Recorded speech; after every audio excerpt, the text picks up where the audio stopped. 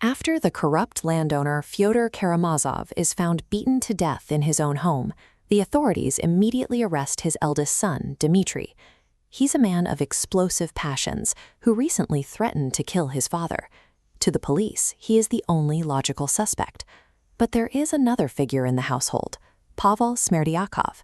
The family's cook and valet, his presence is defined by service and silence. Though widely rumored to be Fyodor's illegitimate son, he remains a fixture of the background, unnoticed but always listening. Smerdyakov's internal world is defined by a chilling lack of empathy. As a child, he spent his time hanging stray cats and conducting mock funerals for them. He deeply resents his servant status and views his own Russian heritage with a mixture of disgust and bitterness. This diagram shows two views of a world without God. On the left, Ivan argues that without immortality, morality has no foundation.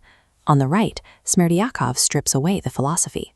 His dangerous takeaway: if old rules are gone, everything is lawful, an opportunity. This leads to the central mystery of the Karamazov murder. Smerdyakov eventually admits to the killing, yet he refuses to take moral responsibility. He maintains he was simply the instrument of a larger plan, acting on the instructions of his master. Smerdyakov understands that to kill Fyodor and survive, he needs more than just a lack of witnesses. He needs a biological defense, a physiological state that makes it impossible for him to have been the perpetrator. He achieves this by faking a massive fall down the cellar stairs. Mimicking a paralyzing epileptic fit, he ensures he is bedridden during the murder. At the same time, he works on Ivan. He warns Ivan that a catastrophe is coming and begs him to leave the estate for a nearby town. He frames this as a way to avoid the impending family drama. When Ivan decides to leave for Moscow instead, Smerdyakov views the departure as a silent agreement. In the valet's mind, if the man who taught him that everything is lawful leaves the victim unprotected, he has effectively signed the death warrant.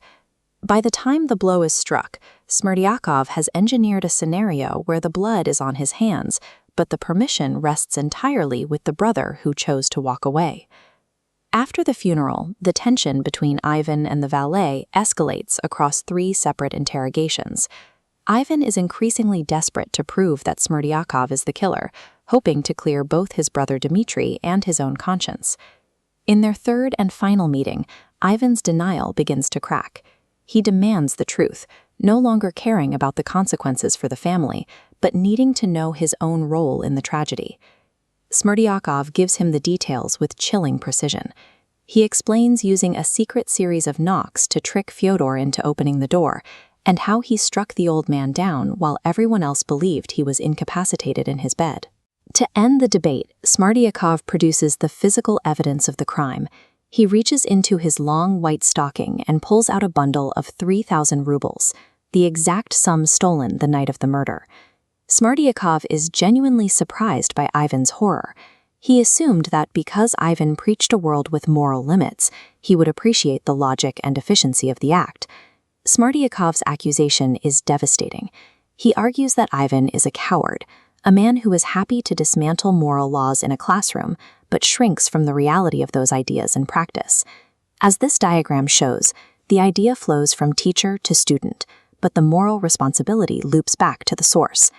In this moment, the servant completely eclipses the master, proving the man who justifies a crime is the true architect of the act. This final interrogation is the ultimate reversal of power. The lackey stands as the judge, and the brilliant philosopher is forced to confront the carnage his own words helped create. Smerdyakov's story ends abruptly. On the night before he is supposed to testify, he commits suicide, leaving a note that confesses to nothing.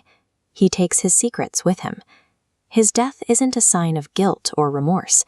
Smerdyakov kills himself because he realized that Ivan, his intellectual idol, was ultimately weak.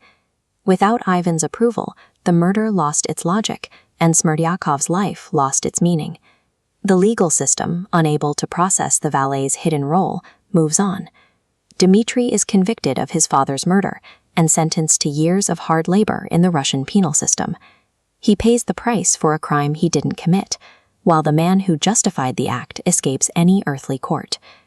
Dostoevsky intended this as a warning about the infection of ideas.